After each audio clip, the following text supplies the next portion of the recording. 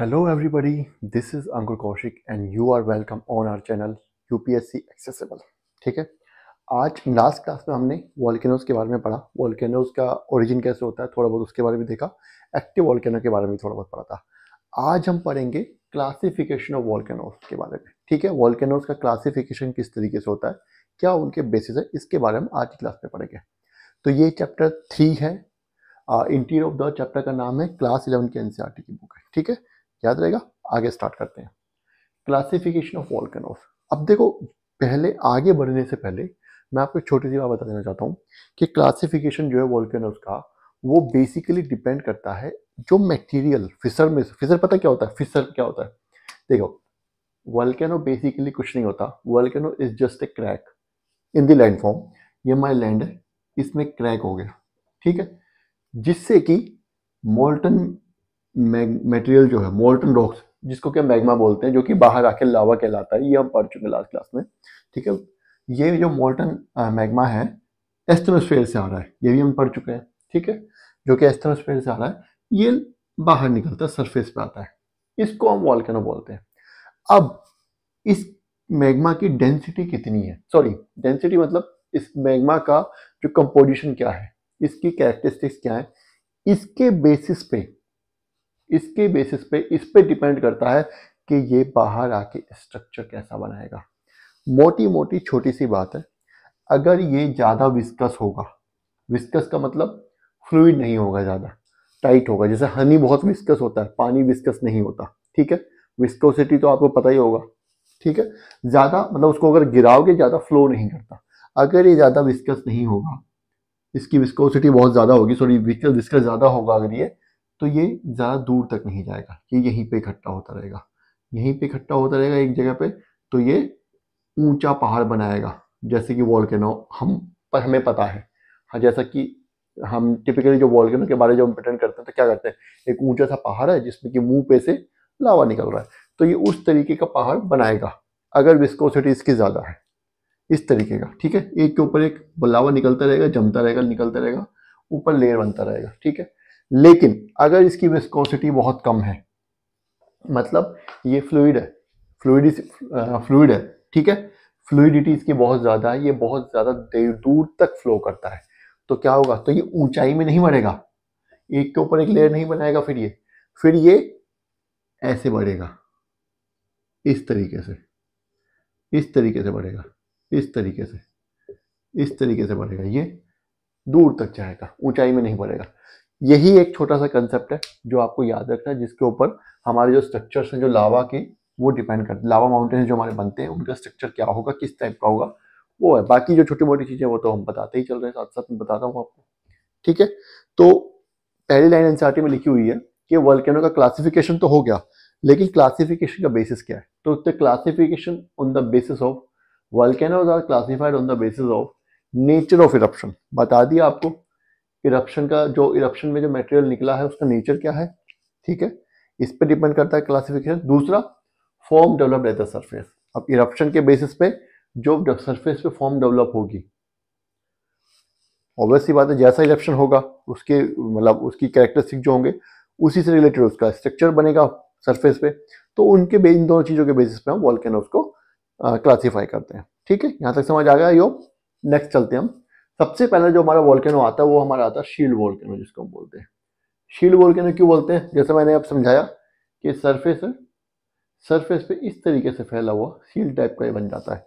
इसका structure basically इस type का होता है, जैसे यहाँ से निकल रहा है, ये फिसर है, ये नीचे हमारा चैम्बर है, यहाँ से इस तरीके से निकल रहा है। ये दूर से देखने में एक शील्ड जैसा लगता है, शील्ड होता है ना जो ढाल रखी होती है, तो ऐसी लगती है ना, कर्व की तरह।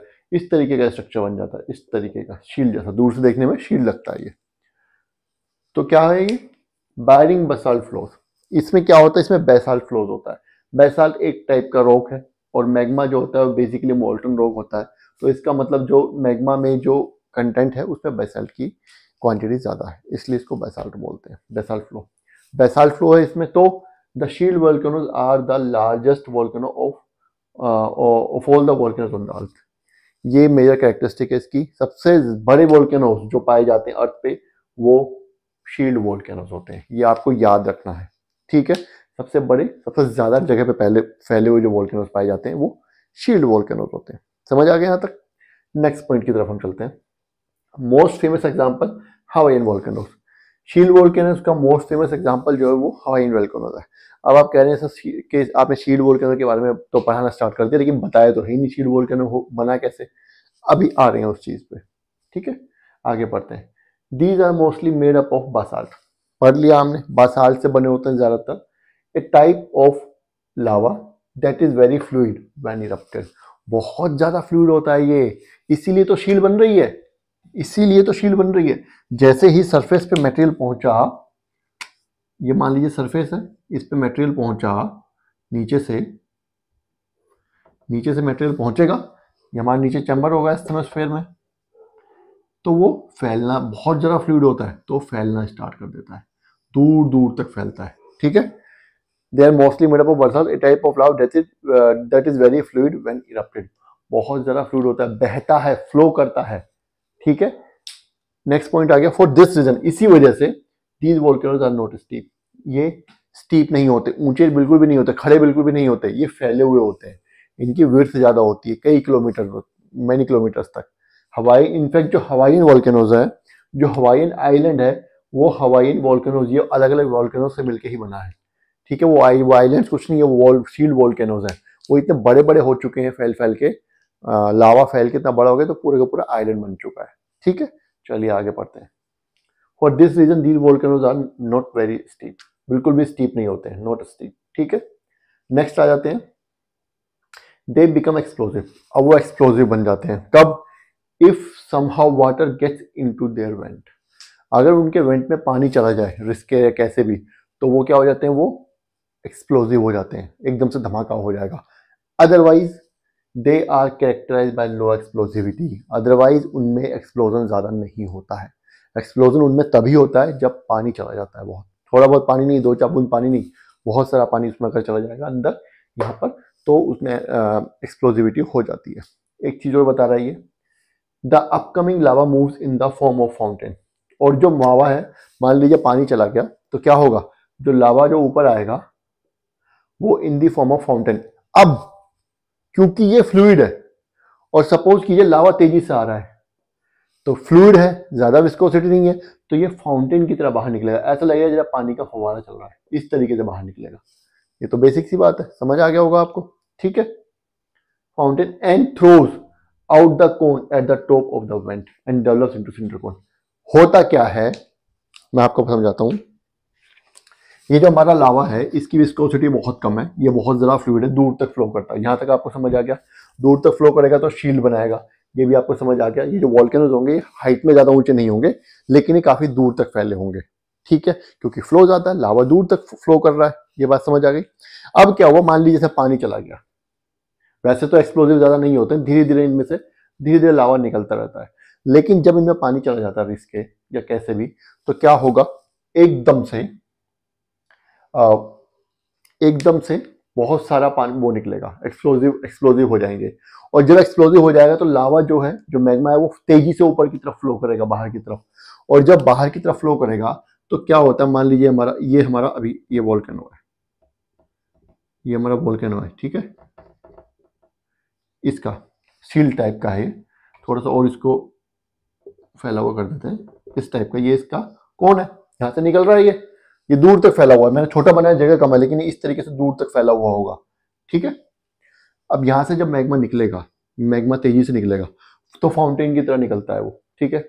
लेकिन उससे पहले क्या होता है, ये वाला हिस्सा ऊपर का है, यहाँ पे जो है, जो ऊपर की जो परत होती है वो या तो कभी कभी जम जाती है, या बीच में हॉट मटेरियल होता है, साइड का जो मटेरियल होता है, साइड का जो वॉल्स होती हैं उसकी, वो पत्थर की होती हैं, सूखे हुए लावा की होती हैं, जो कि सॉलिड बन चुका है, ठंडा हो चुका है। तो जब ये मैग्मा एकदम से तेजी से आता है तो ये जो आसपास का एरिया है, इसको पूरे ढक्कन को ही उखाड़ के फेंक देता है। मान लीजिए ये रॉक्स है, ये यहाँ पे लावा ही था, ये क्या हो चुका है, ये ठंडा हो चुका है और ये जम चुका है। मैंने आपको पहले ही बताया था कि जो वोल्केनो होता है, मान लीजिए वोल्केनो है, इसमें मान लीजिए लावा की लेयर यहाँ तक है, तो जो ऊपर का हिस्सा है, ये लावा है, ये जो है ये जम जाता है थोड़े टाइम बाद, और ये रॉक बन जाता है। बताया तो मैंने आपको। और जब एकदम से इसमें एक्सप्लोजन होता है तो ये रॉक से छोटे टुकड़ों में बाहर निकलते हैं, जिसको कि हम पायरोक्लास्टिक डेब्री बोलते हैं। बता दिया था। इसी तरीके से इस वाले में ये क्या होता है, ये तो जनरली बताया मैंने ऊपर में। इस पर्टिकुलर टाइप में क्या होगा कि ये हिस्सा है ये ठंडा होकर जम जाएगा, रॉक बन जाएगा। और लेकिन जब नीचे से प्रेशर बनेगा पानी की वजह से, जब पानी चला गया बहुत ज्यादा प्रेशर बनेगा, एकदम एक्सप्लोसिव हो जाएगा, बहुत ज्यादा प्रेशर बनेगा, तो ये पूरा ढक्कन ही इसका उखड़ जाता है, ढक्कन ही इसका बाहर निकल के टूट के गिर जाता है, कहीं और चला जाएगा। तो क्या होगा, ढक्कन जब पूरा उखड़ के निकल जाएगा तो इसकी फॉर्म इस तरीके की हो जाएगी, इस तरीके का हो जाएगा। और इसको क्या बोलते हैं, और ये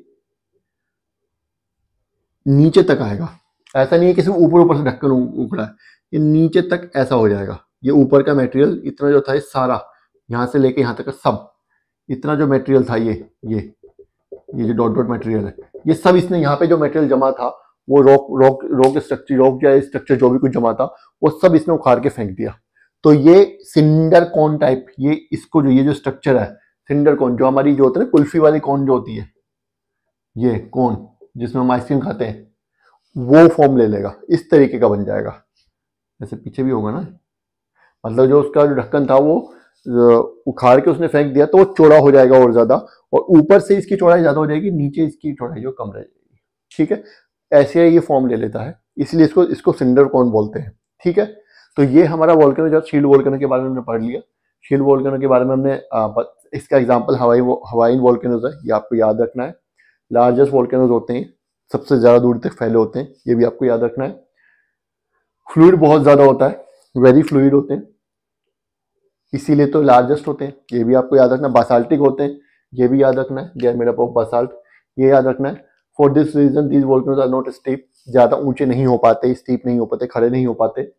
दे become explosive when water gets into vent, ये भी याद रखना है कि जब पानी, वैसे ही नॉन एक्सप्लोसिव होते हैं, जब पानी जाता है तभी एक्सप्लोसिव हो जाते हैं, और जब एक्सप्लोसिव हो जाते हैं तो क्या होता है, ऊपर का ढक्कन उड़ा देते हैं, ऊपर का जो इतना एरिया है वो सारे उड़ा देते हैं, जिसकी वजह से सिलेंडर कौन बन जाती है, उल्टी कौन बन जाती है। समझ गए, वो की क्या है, नली, नीचे नली छोटी है, पहले नीचे नली बराबर थी, नीचे से ऊपर तक बराबर थी, ऊपर इस तरीके का, पहले क्या था, ये पहले नली बराबर थी, नीचे से ऊपर तक, नीचे से ऊपर तक बराबर थी। जब एक्सप्लोजन हुआ तो ये ऊपर का हिस्सा, इतना हिस्सा इसने उड़ा दिया, उड़ा के फेंक दिया। तो अब क्या हुआ, ये इस तरीके से चौड़ी हो गई, ये जो है ये सिलेंडर कॉन बन गई। मेरे ख्याल से आपको समझ आ गया होगा। ठीक है, सिलेंडर कॉन में डेवलप हो गया, throws the cone at the top of the vent and develops into cylinder cone. ठीक है, यहां तक समझ आ गया। नेक्स्ट हम अगले वोल्केनो के बारे में हम आगे पढ़ते हैं।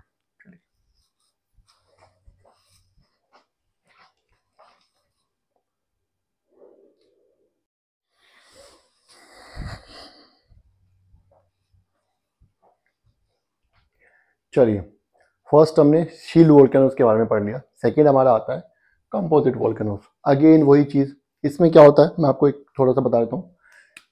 चलिए पहले देख लेते हैं क्या लिखा हुआ है। These are characterised by eruptions of cooler and more viscous lava than Basalt.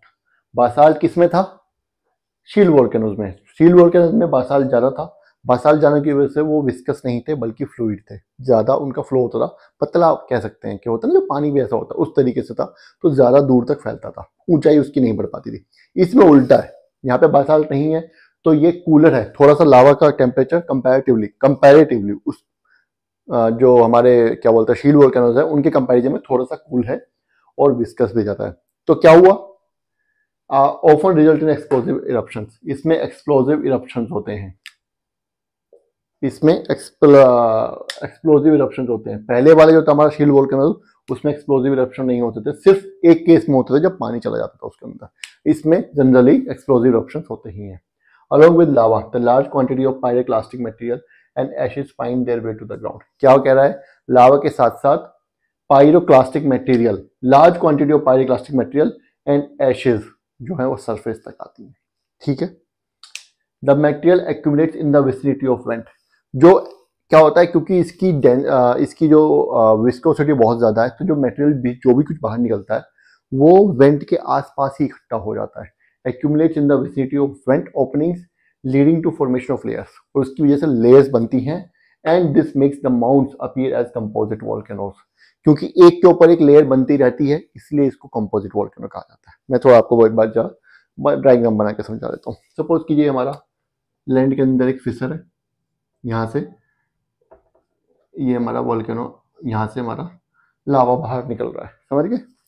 यहाँ से क्योंकि इसकी विस्कोसिटी ज़्यादा है, विस्कोसिटी ज़्यादा है, तो ये ज़्यादा दूर तक नहीं जाएगा, ये ज़्यादा दूर तक नहीं जाएगा, बल्कि ये इसमें से जो भी मटेरियल निकल रहा है पायरोक्लास्टिक मटेरियल, क्योंकि वो पायरोक्लास्टिक मटेरियल ज़्यादातर क्या होता है, जो कि ठंडा हो चुका है, रॉक जैसा होता है, लावा, ठीक है, वो मटेरियल जब निकलता है तो वो कोन के पास ही इकट्ठा होता रहता है इस तरीके से, ठीक है। मटेरियल निकला, वो यहीं पे इकट्ठा हो गया, ऊंचाई में बढ़ के इकट्ठा हो गया। थोड़े टाइम बाद क्या होगा, ये अब ठंडा हो जाएगा, ठीक है। अब दोबारा इसमें से मटेरियल निकलेगा, ये ठंडा हो गया, 10-15-20 साल बाद फिर दोबारा इसमें एक्सप्लोजन हुआ तो और मटेरियल निकला। अब की बार मटेरियल क्या हुआ, ऊपर ऐसे ऐसे एक्यूमुलेट हुआ, फिर नीचे आ गया, ज्यादा दूर नहीं जा रहा, ऊपर बढ़ रहा है, क्योंकि विस्कस है।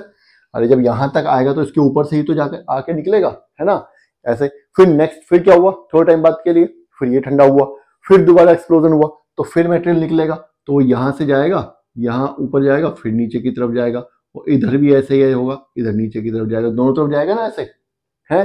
तो ऐसे करके इसकी ऊंचाई बढ़ती जाएगी। लेकिन ये जो हाइट है, that has been increasing because of formation of different layers. पहले ये लेयर बनी नंबर 1 वाली, उसके बाद फिर नंबर 2 वाली लेयर बनी, थोड़े टाइम बाद फिर नंबर 3 वाली, उसके थोड़े टाइम बाद नंबर 4 वाली भी बन सकती है, नंबर 5 वाली भी बन सकती है। अब ये एक माउंट की तरह तो बन चुका है, लेकिन ये mount has been form by accumulation of layers, या एक्यूमुलेशन ऑफ लेयर्स की वजह से बना है। और क्योंकि इसमें बहुत सारी लेयर्स होती है, इसीलिए इसका नाम कंपोजिट वॉल्केनो पड़ा है। तो at the end of the day वही स्ट्रक्चर बन जाएगा जो हम सोचते आते हैं अपनी कल्पनाओं में कि एक वॉल्केनो का स्ट्रक्चर क्या होता है, वही धीरे धीरे करके स्ट्रक्चर इसका बन जाएगा, पहाड़ वाला उस टाइप से। लेकिन ये लेयर्स में होता है, इसलिए इसको कंपोजिट वॉल्केनो कहा जाता है, ठीक है। रीजन कुछ नहीं है, क्योंकि इसकी विस्कोसिटी कम होती है, बस फ्लूइड नहीं होता है, ज्यादा दूर तक बहता नहीं है आसानी से पानी की तरह, इसलिए एक के ऊपर इकट्ठा होता रहता है। ये तो सिंपल सी बात है, ये तो बेसिक सी चीज है, सबको पता है, ठीक है। तो यहां तक हमने क्लियर कर लिया, कंपोजिट वोल्केनो हो गया। तीसरे वाले वोल्केनो पे हम जंप करते हैं, ठीक है।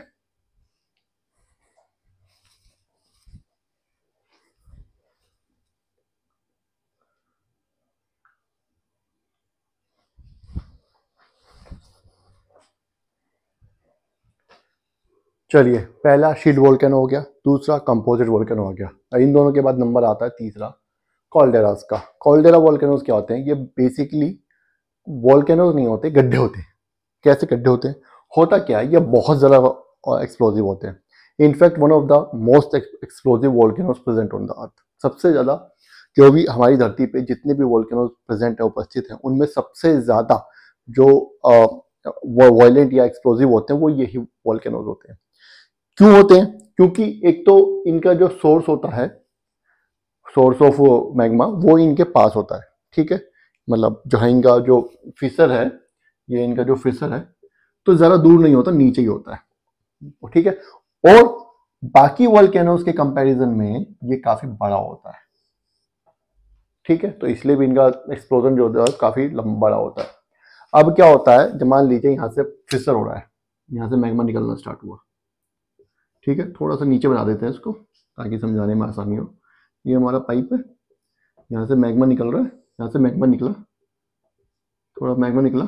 अब ये मैग्मा फ्लूइड है, विस्कस है, वो सब तो बाद की बातें हैं। इसका एक्सप्लोजन इतना तेज होता है, इतना ह्यूज एक्सप्लोजन होता है कि मैग्मा जैसे ही निकलता है तो एक्सप्लोजन से इसकी पूरा का पूरा जो स्ट्रक्चर वो नीचे गिर जाता है। तो यहाँ पे क्या होगा, ये निकलने की बजाय, बाहर निकलने के बजाय उल्टा एक गड्ढा बन जाता है इस तरीके का, ये गड्ढा बन गया, ठीक है। ये गड्ढा कहलाता है कॉल्डेरा, ठीक है। अब इसके सरफेस पे 100-200 फीट नीचे, यहाँ पे मान लीजिए ये इसका सरफेस है इस गड्ढे का, ठीक है। तो यहाँ पे मैग्मा जमा है, यहाँ पे सारा मेटेरियल डेब्री जो गिरी है तो वो जमा है।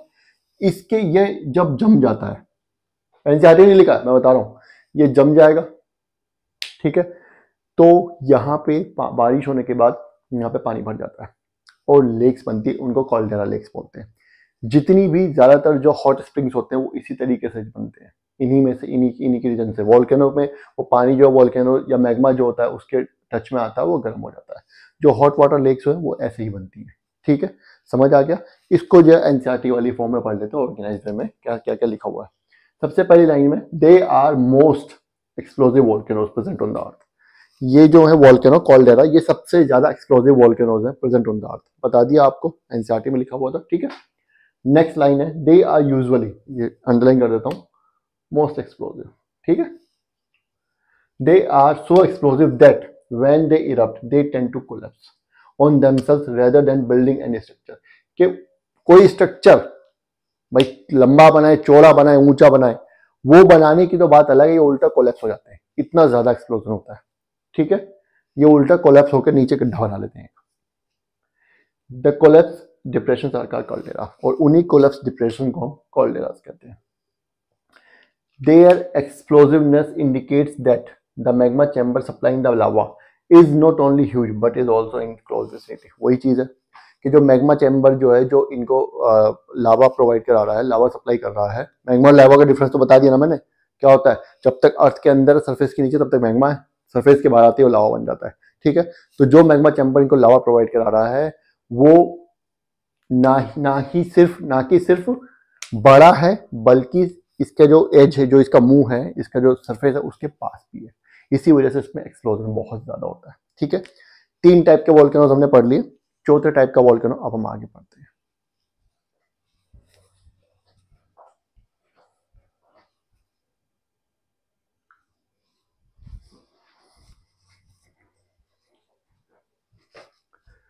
तो fourth one is flood Basalt provinces. जो हमारा फोर्थ टाइप ऑफ वॉल्केनो है वो क्या है हमारा, फ्लड बासाल्ट प्रोविंसेस।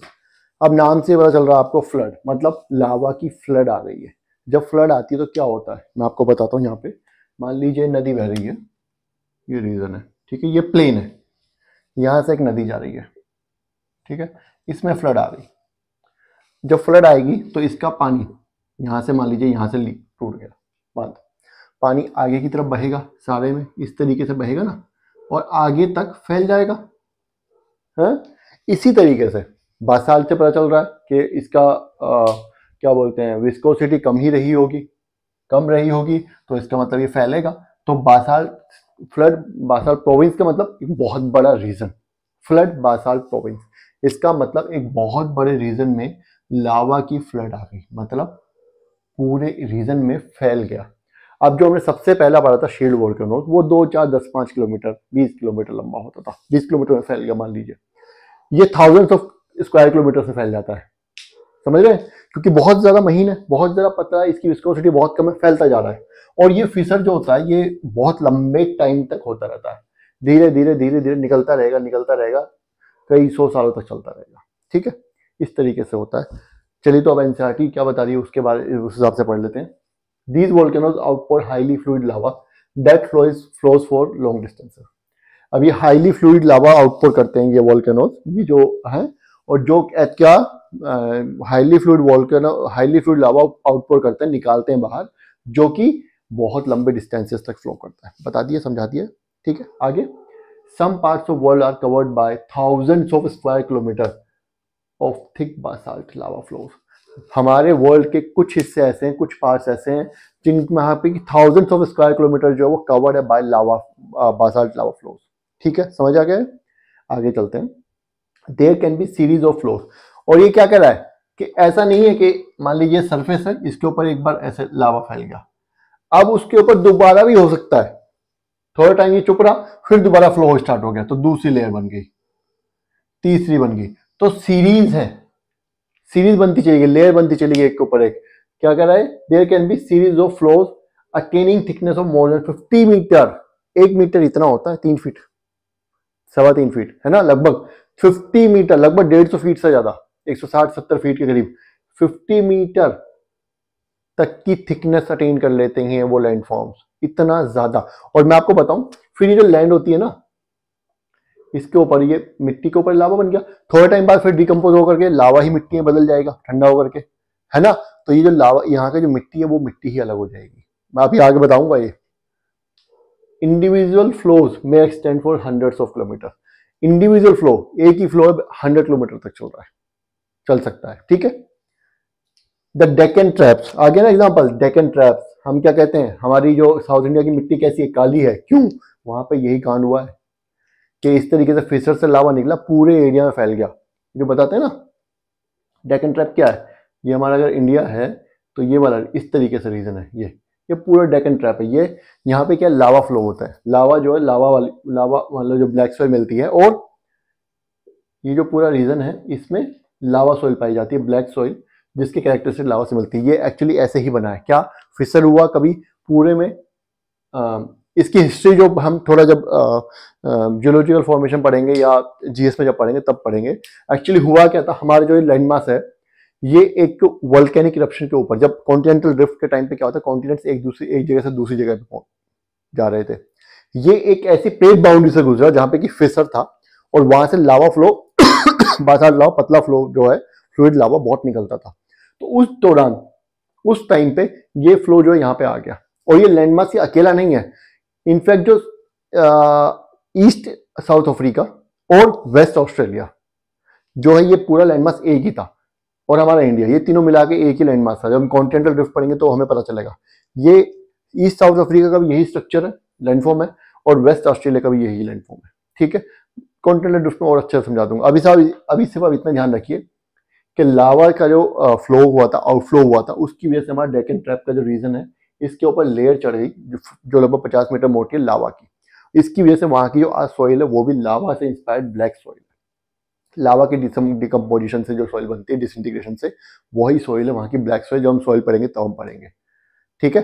चलिए आगे बढ़ते हैं। Deccan traps presently covering most of the Maharashtra plateau are much larger flood basalt, much larger flood basalt province. हमारी जो डेक्कन ट्रैप है वो भी फ्लड बसाल्ट प्रोविंस ही है, एक तरीके क्या है ही फ्लड बसाल्ट प्रोविंस। यहाँ भी यही काम हुआ था, जो बासाल्ट लावा है, बासाल्ट रिच लावा, वो आउटपुट हुआ था, बहुत बड़े रीजन में फैल गया था, ठीक है। नेक्स्ट पॉइंट क्या करते हैं, it is believe that initially the trap formation covered a much larger area than the present. मैंने क्या बताया, इधर अफ्रीका इधर ऑस्ट्रेलिया जुड़ा हुआ था, कॉन्टिनेंटल ड्रिफ्ट की वजह से बढ़ेंगे जो आगे क्या हुआ था, प्लेट टेक्टोनिक्स, वो अलग अलग हो गया, और साउथ अफ्रीका उधर चला गया, ऑस्ट्रेलिया इधर आ गया, इंडिया बेचारा ऊपर जाके हमारे ऊपर वाले यूरेशिया में घुस गया, जिसकी वजह से हिमालयाज बने, ठीक है। तो ये क्या बोल रहा है कि इनिशियली जो था बहुत बड़ा रीजन था हमारा डेक्कन ट्रैप, अब ये छोटा ही रह गया है, कुछ पार्ट्स में डिवाइड हो गया, ठीक है।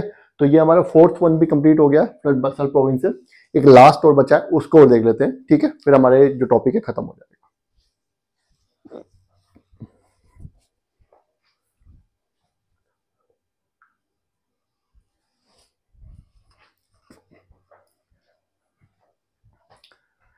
चलिए फिफ्थ वन और the last one according to this chapter of NCERT is mid oceanic ridge volcanoes, ठीक है। नाम से आप थोड़ा बहुत अंदाजा लगा पा रहे होंगे, मिड ओशियनिक मतलब ओशन के बीचों बीच, और रिज मतलब chain of mountains, chain of lower mountains, not very high mountains, low height mountains, ठीक है।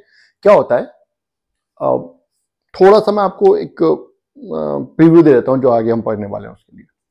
एक्चुअली होता क्या है कि मैंने आपको बताया था कि ओशियनिक क्रस्ट होती है और कॉन्टिनेंटल क्रस्ट होती है, ये आपको बता दिया था। कॉन्टिनेंटल क्रस्ट मोटी होती है लेकिन उसकी डेंसिटी कम होती है, ओशियनिक क्रस्ट पतली होती है, ठीक है, लेकिन उसकी थिन होती है, लेकिन उसकी डेंसिटी जो होती है वो बहुत ज़्यादा होती है, ठीक है। अब हम देखते हैं, सपोज कीजिए ये हमारे बीच में ओशियनिक क्रस्ट है, ये थिन है, इसकी डेंसिटी ज़्यादा है, मतलब वेट ज़्यादा होगा, ठीक है, मोटी पतली होगी। यहाँ पे ये हमारी कॉन्टिनेंटल क्रस्ट है, ठीक है, ये ठीक है, इसकी डेंसिटी कम है। इस तरफ भी ऐसा ही होगा, ठीक है। हमने ये भी पढ़ा हुआ है कि अर्थ जो है वो डिफरेंट प्लेट्स में डिवाइडेड है, अर्थ का जो लिथोस्फीयर है वो अलग अलग प्लेट्स में डिवाइडेड है। तो अब इसमें क्या हुआ कि हम ये मान के, कभी कभी क्या होता है जहां पे मिड ओशियनिक रिजेस होती है, ये दो प्लेट्स हैं, एक कॉन्टिनेंटल प्लेट है इधर, इधर ओशियनिक प्लेट है, ये तो पता ही चल रहा है, ये कॉन्टिनेंटल है, ये ओशियनिक है, इसमें बताने की जरूरत नहीं है, ये ओशियनिक है ही और ये कॉन्टिनेंटल है।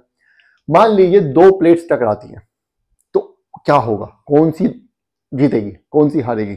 तो इसका सिंपल रूल ये है कि जब दो प्लेट्स टकराती हैं, सपोज कीजिए दो प्लेट्स आई सामने से ऐसे आ गई, तो जो कॉन्टिनेंटल प्लेट है उसकी डेंसिटी कम है और जो ओशियनिक प्लेट है उसकी डेंसिटी ज्यादा है। तो एज ए रूल जिस प्लेट की डेंसिटी ज्यादा होगी वो नीचे की तरफ चली जाएगी और जिसकी डेंसिटी कम होगी वो उसके ऊपर चढ़ जाएगी। समझ आ गई ये बात समझ आ रही है? तो यही यहां पे हुआ। यहां पे क्या हुआ, ये जो हमारी ओशनिक प्लेट है क्योंकि इसकी डेंसिटी ज्यादा है, मिड ओशनिक रिज जहां पे बनती है वहां की बात बता रहा हूं मैं, ये इसके नीचे चली जाएगी। ये आगे बढ़ रही है तो ये इसके नीचे जाती जा रही है और ये ऊपर चढ़ती जा रही है। ठीक है, ऐसा ही उस तरफ हो रहा है, ये इसके नीचे जाती जा रही है, ये इसके नीचे चली जाएगी। ठीक है, ये इसके ऊपर आ जाएगी, चढ़ जाएगी। ठीक है, इस तरीके से होता है। अब आप ये बोलोगे ये चल तो रही है लेकिन इतना मटेरियल आ कहां से रहा है? मटेरियल तो फिक्स है। मान लीजिए 10 किलोमीटर लंबी प्लेट है, 2 किलोमीटर इधर चलेगी, 2 किलोमीटर इधर चलेगी, बीच में 6 किलोमीटर बचा, तो अब वो वहां रुक जानी चाहिए लेकिन फिर भी चलती जा रही है। ऐसा क्यों हो रहा है? ऐसा इसलिए हो रहा है कि यहां पे भी एक प्लेट बाउंड्री है बीच में, ओशन प्लेट बाउंड्री। ठीक है, क्योंकि ये प्लेट बाउंड्री है, यहां पे मैग्मा चैम्बर है, यहां से मैग्मा निकल रहा है। फिलहाल के लिए आप याद रखिए यहाँ पे एक फिसर है, क्रैक है जिससे कि मैग्मा निकल रहा है। ठीक है, अब ये जब मैग्मा बाहर निकलेगा, ये सब ओशन के अंदर हो रहा है, ध्यान रखना इस बात का। ये सब समुद्र के, ओशन के सी वाटर जो है, ये सी वाटर भरा हुआ है हमारे यहाँ, ब्लैक से बना देता हूँ, ये हमारा सी वाटर भरा हुआ है यहाँ से यहाँ तक, ये कॉन्टिनेंटल के लेवल में। ठीक है, ये सब ओशन के नीचे हो रहा है। यहां पे क्या हुआ, लावा निकला बाहर, मैग्मा आया, लावा निकला बाहर, तो ये जो लावा है इसने एक माउंटेन बना दिया, एक इधर बन गया, एक इधर बन गया। हाइट कम है, अभी हाइट बढ़ती इसकी, अगर दोबारा से फिसर होता इसके ऊपर और हाइट बढ़ जाती, लेकिन ये प्लेट खिसकती आगे को। ठीक है, तो ये क्या हुआ, ये माउंटेन बेचारा आगे आ गया और ये माउंटेन इधर आ गया। ठीक है, क्योंकि यहां से लावा निकल रहा है वो यहां पे दोबारा से लैंडफॉर्म करेगा। ये प्लेट इधर खिसक रही है तो यहां पे जगह बच गई, तो अब जो मटेरियल निकलेगा वो आकर के यहां पे एक्यूमुलेट हो जाएगा और यहां पे एक्यूमुलेट हो जाएगा। ठीक है, लेकिन क्योंकि प्लेट बाउंड्री है, इस प्लेट की टेंडेंसी इस तरफ खिसकना, इस प्लेट की टेंडेंसी इस तरफ खिसकना। तो ये जो है ये फिर दोबारा इधर खिसक जाएगा, तो ये अब ये इधर आ गई, तो ये जो अब जो मटेरियल निकलेगा वो यहाँ एक्यूमुलेट हो जाएगा। तो ये क्या है बेसिकली, ये अभी मैंने आपको प्रीव्यू दे दिया जो आगे हम पढ़ने वाले हैं कॉन्टिनेंटल ड्रिफ्ट और सी फ्लोर स्प्रेडिंग में, कि ये प्लेट्स ये इधर मूव कर रही है, इधर मूव कर रही है, तो माउंटेन चेन्स बनती जा रही है लावा के एक्यूमुलेशन से। इन माउंटेन चेन्स को हम रिज बोलते हैं। समझ आ गया? और मिड ओशियनिक रिज वोल्केनोज, ये मिड ओशियनिक रिज वोल्केनोज है, यहाँ पे बीच में वोल्केनोज है और प्लेट्स इधर मूव कर रही हैं, कॉन्टिनेंट के नीचे जा रही हैं, तो जितनी नीचे जा रही है उतनी यहाँ बनती हुई जा रही हैं। इसको हम और ज्यादा डिटेल में पढ़ेंगे जब हम सी फ्लोर स्प्रेडिंग पढ़ेंगे। ठीक है, क्यों हमें पता, कैसे हमें पता लगा कि चल मूव कर रही है, क्या हुआ, ये सब हम पढ़ेंगे। फिलहाल हम एनसीईआरटी में जो लिखा वो पढ़ लेते हैं। समझा मैंने इसलिए दिया, अगर नहीं समझाता तो ये सब में आपको बहुत सारे क्वेश्चन रेज हो जाते, आप पूछते ही क्या आ रहा है, ये क्या आ रहा है, तो उससे अच्छा तो मुझे लगा कि थोड़ा बहुत समझा देता हूँ, जो आगे आने वाला है उसके बारे में आपको थोड़ा सा पता होना चाहिए। दीज वोल्केनोज ओकर इन ओशियनिक एरियाज, हमें पता है, हमने पढ़ लिया। ठीक है, there is a system of mid ocean ridges more than 70,000 kilometre long, 70,000 kilometre से लंबी है मिड ओशियनिक रिजेस। ऐसे इधर इधर नहीं, ऐसे बीच में क्रैक है इतना लंबा अटलांटिक ओशन में, उसके इधर भी पहाड़ है, इधर भी पहाड़ है। ये मान लीजिए अटलांटिक ओशन है, मैं बीच में क्रैक हूं, इधर भी पहाड़ बनते जा रहे हैं, इधर भी पहाड़ बनते जा रहे हैं, और ऐसा यहां से यहां तक 70,000 किलोमीटर तक चल रहा है। समझ गए? That stretch through all the ocean basins, क्या ओशन बेसिन्स के बीच में से स्ट्रेच करता है। ठीक है, चलो आगे चलते हैं। Central portion of the ridge experiences frequent eruptions, और इस सेंट्रल पोर्शन में जो रिज का सेंट्रल पोर्शन है वहां पे फ्रीक्वेंट इरप्शंस होते रहते हैं, बता चुका हूं मैं आपको। ठीक है, तो ये हमारा जो है वोल्केनोज के बारे में जितना भी हमारी टाइप्स थे वो एनसीईआरटी के अकॉर्डिंग वो खत्म हो चुके हैं। ये टॉपिक में खत्म हो गया। इस चैप्टर में एक टॉपिक और बचा है, वोल्केनिक लैंडफॉर्म्स। ठीक है, उसके बाद ये चैप्टर भी खत्म हो जाएगा, हम नया चैप्टर जो स्टार्ट करेंगे, चैप्टर 4 जो है distribution of oceans and continents, उसमें हम कॉन्टिनेंटल ड्रिफ्ट भी पढ़ाएंगे। तो आज की क्लास थोड़ी लंबी भी हो गई है, थोड़ी बड़ी भी हो गई और थोड़ी सी हैवी भी थी आज की क्लास। ठीक है, क्योंकि टॉपिक्स इधर उधर के समझा दिए, तो ये क्लास हम यहीं खत्म करते हैं। ठीक है, नेक्स्ट क्लास हम जब भी होगी वो डालेंगे, नेक्स्ट जो वीडियो डालने का टाइम है उस पर डालेंगे। तब तक आप इसको बार बार देखिएगा और एनसीईआरटी पढ़िएगा, ना भी पढ़े तो ये तो वीडियो तो देखिए बार बार, ठीक है। और सब्सक्राइब करना मत भूलिएगा। Thank you, bye.